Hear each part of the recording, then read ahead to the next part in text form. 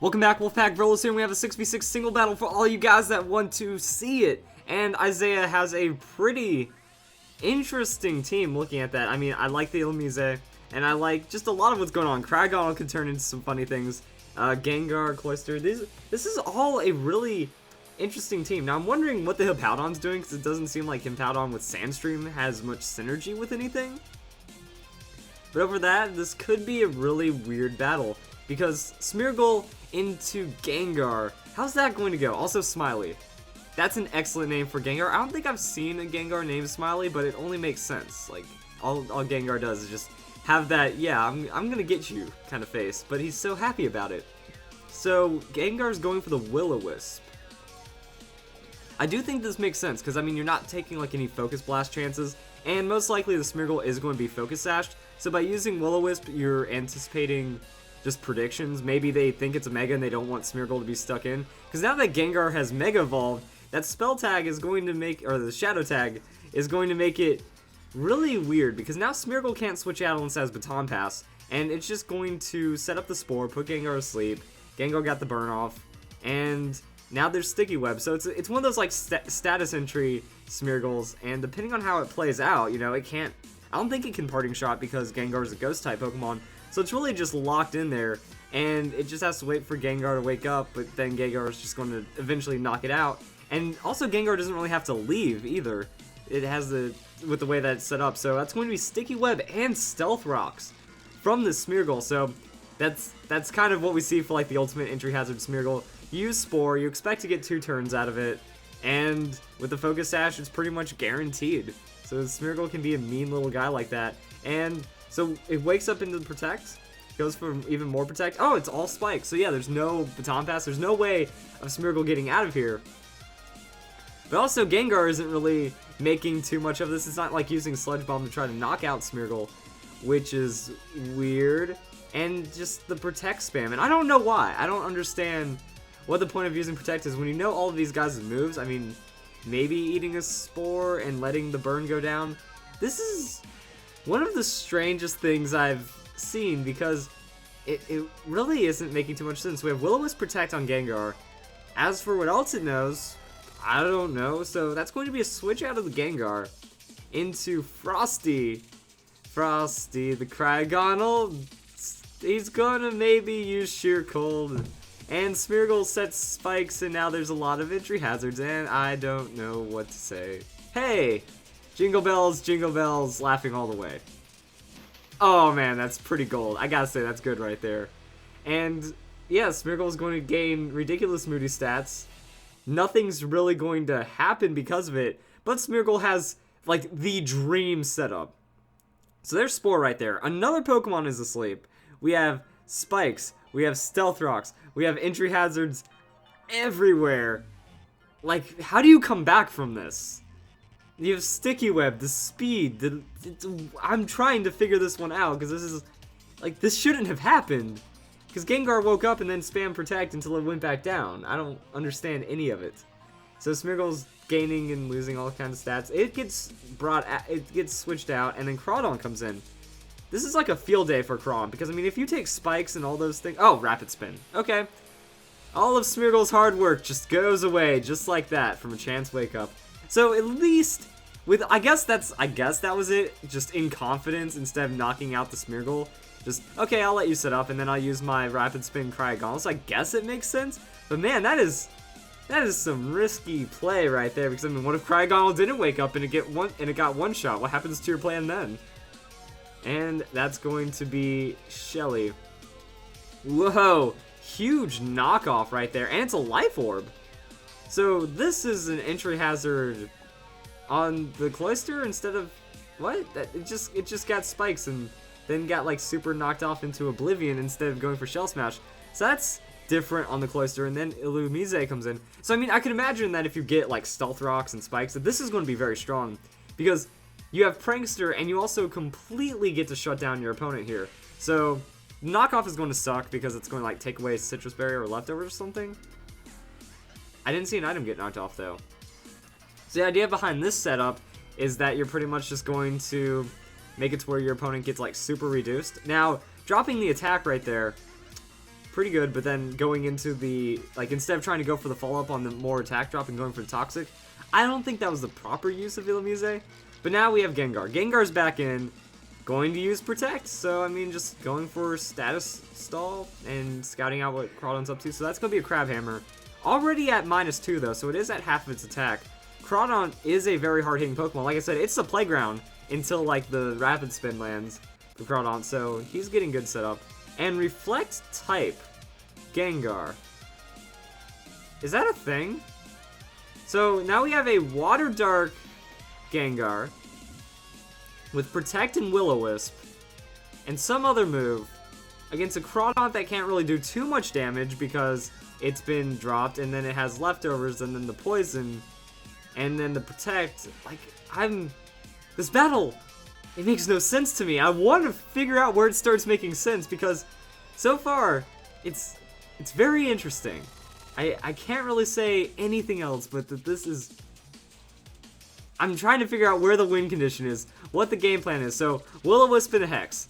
Sure, that's powerful. You lose Stab because now you're Water Dark from the Reflect type.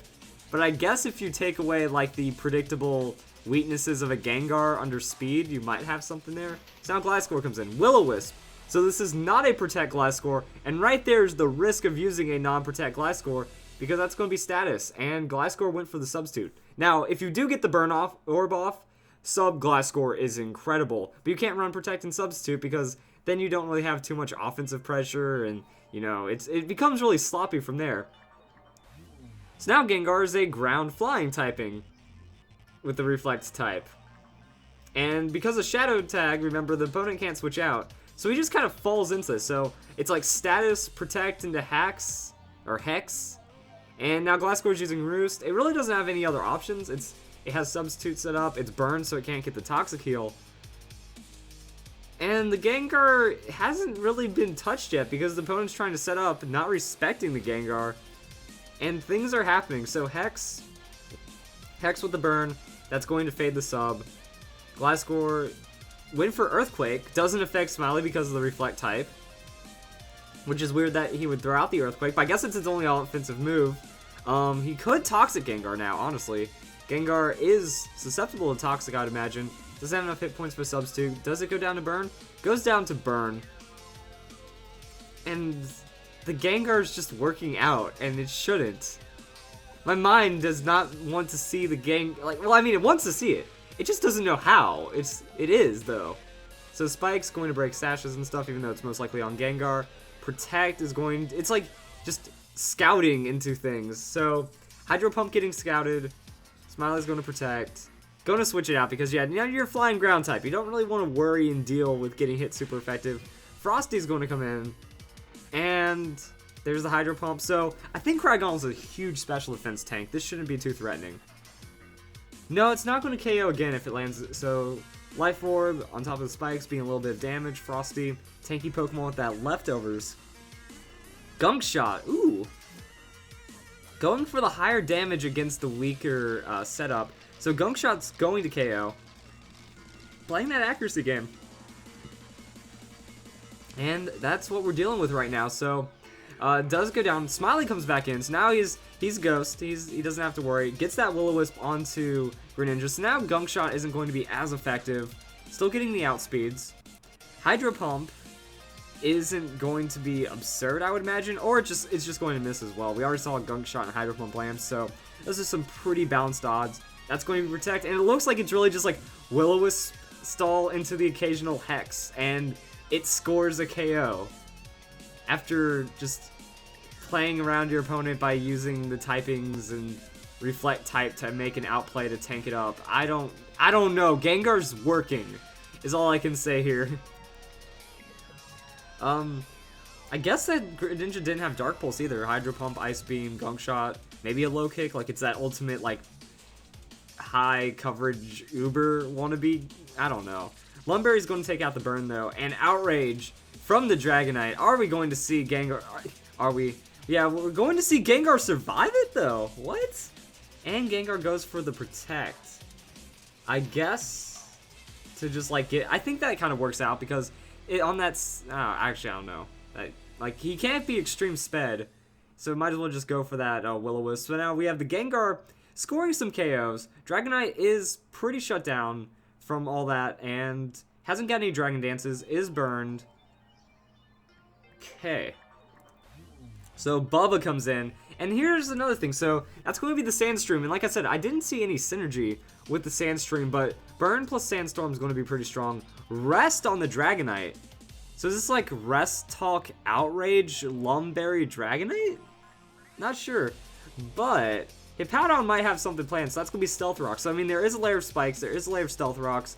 If Illumise didn't go down, I'd imagine that's very powerful as well, because you're just forcing your opponent through a lot of damage.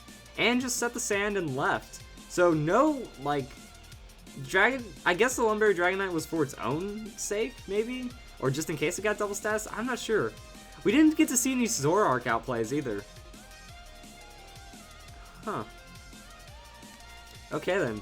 So it's just gonna be Zoroark comes in, uses Dark Pulse, gets a solid hit right there. Dragonite's still asleep, and since Zoroark is outspeeding, Dragonite didn't get any of the Dragon Dance set up, so it's not gonna be a speedy Pokemon.